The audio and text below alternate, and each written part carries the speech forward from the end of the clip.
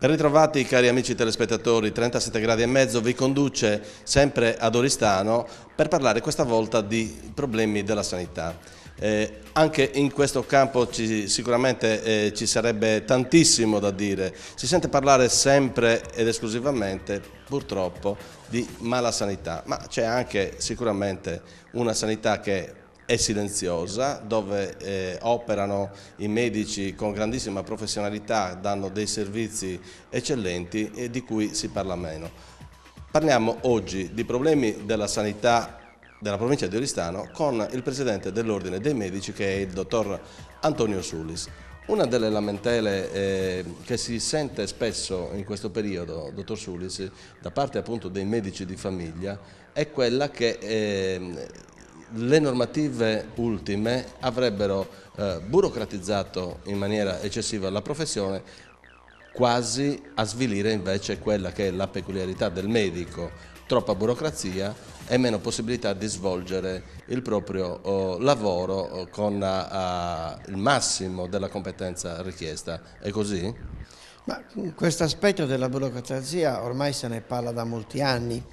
In effetti è un qualcosa che è cambiato rispetto al passato, dalla vecchia concezione di medico a quella attuale. Indubbiamente l'aspetto burocratico ha determinato una difficoltà nell'attività operativa del medico, però è anche vero che purtroppo bisogna adeguarsi un po' ai tempi, un po' anche alle nuove normative. È anche vero che su questo aspetto alcune norme sono intervenute senza aver interpellato prima la categoria. Poi è chiaro che col tempo ci si mette ordine, si cerca di venire incontro a quelle che sono le esigenze primarie, principali del cittadino.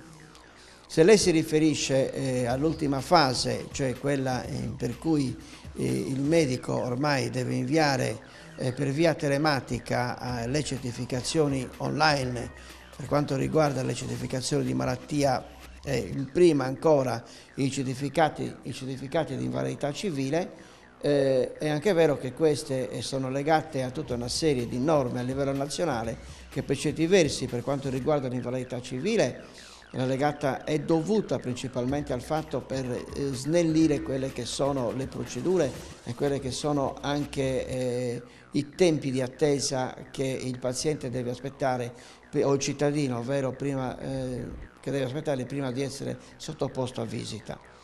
Per certi versi, dopo una prima fase di un po' di confusione, poi si è arrivati in effetti ad una soluzione del problema.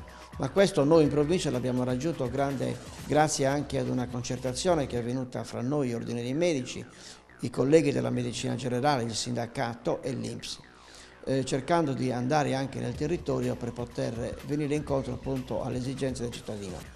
È anche vero però che questo aspetto poi ha determinato una confusione principalmente a livello di INPS, cioè là dove una volta il paziente che viene visitato nelle commissioni centrali dell'ASL, poi c'è un ritardo a livello delle commissioni dell'INPS, ma questo non è dovuto sicuramente ad una colpa inerente alla certificazione medica lasciata dal medico. L'altro aspetto, quello delle certificazioni di malattia online, è un problema che si è posto. C'è una norma da parte di Brunetta la quale dice che il medico che vede per la prima volta il paziente è obbligato a rilasciare il certificato di malattia. Questo significa però che per certi versi al medico di famiglia non è sottoposto a tutta una serie di procedure legate al fatto che il paziente si reca dal medico anche il giorno dopo l'assenza di malattia.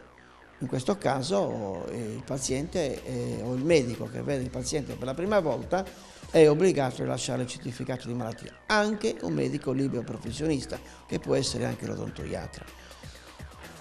È anche vero che nelle strutture pubbliche, tipo ospedali e tipo le strutture private come le case di cura, in questa fase sono esentati da inviare la certificazione online.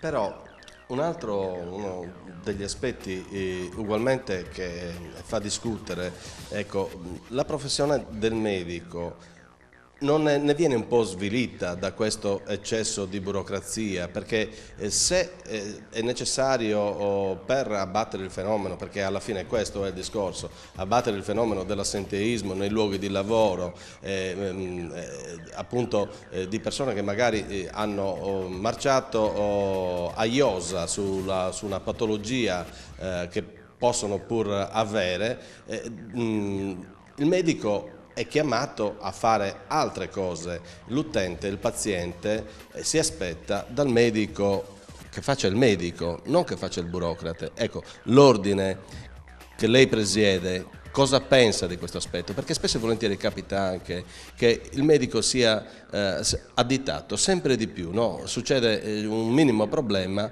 la colpa è del medico, il medico non ha saputo riconoscere, il medico è stato troppo superficiale, poi arrivano i problemi grossi e si finisce, abbiamo le cronache sono piene appunto di questi problemi. Insomma, c'è ancora spazio per il medico perché svolga il medico e basta, oppure stiamo andando verso un qualche cosa di diverso? La funzione del medico è quella di fare prevenzione, diagnosi e cura, ci mancherebbe altro. Che si sia burocratizzato per certi versi è anche vero. È chiaro che il medico non deve perdere quello che è il suo concetto originale per cui si è laureato. Questo è un aspetto fondamentale e sulla quale poi chiaramente non si deve transigere. È anche vero che c'è una burocrazia diciamo, più accentuata e questo noi l'abbiamo messo in evidenza varie volte, specialmente nel settore della medicina generale e non solo, anche a livello ospedaliero. Però è anche vero che la professione oggi sta cambiando, sta mutando, ma deve mutare anche rapportate a quelle che sono le nuove esigenze della società e prevalentemente del cittadino. Ora, è chiaro che secondo noi si andrà incontro sicuramente a dei risultati forse anche migliori di quelli attuali. Ci vuole un po' di pazienza, ci vuole un po' di serenità e ci vuole anche una esigenza sia da parte del medico principalmente, ma ci vuole anche un po' di pazienza anche da parte del cittadino. Noi oggi assistiamo a tutta una serie di eventi che sono legati prevalentemente a delle denunce alle quali i medici vanno incontro. Molte volte si parla impropriamente di malasanità, però attenzione, su 10 denunce che vengono effettuate per eventuali errori medici, soltanto l'1% è dovuto a negligenza, è dovuto a imperizia. 1 su 10 comunque è una cifra, mi consente, dottor Sulli, è una cifra ancora molto alta. Per 1 su 100, diciamo che gli errori... 1 su 100 quindi, non 1 su 10. Cioè 1 su 100, scusi, 1 su 100 nel senso che io lo rapportavo praticamente alla percentuale sempre dell'1%, ci mancherebbe altro. Diciamo che per certi versi l'errore è umano, l'errore può accadere, l'errore può succedere, però è anche vero che ci sono tutta una serie di varie associazioni oggi che stanno telefonando, e questi ultimi di questi giorni dove noi come ordine prenderemo in questo caso anche una posizione di un certo livello, di un certo tipo, telefonano ai cittadini dicendo: se voi avete avuto una malasanità all'interno della vostra famiglia, noi siamo disposti a venirvi incontro, quindi denunciate il fatto. È una situazione gravissima che secondo me porta a tutta una serie di situazioni che creano anche da parte del medico la cosiddetta medicina difensiva. Ed è pericoloso, perché la medicina difensiva è una medicina che poi porta a tutta una serie di situazioni particolari, ma legate anche dal punto di vista sociale ad un aumento dei costi.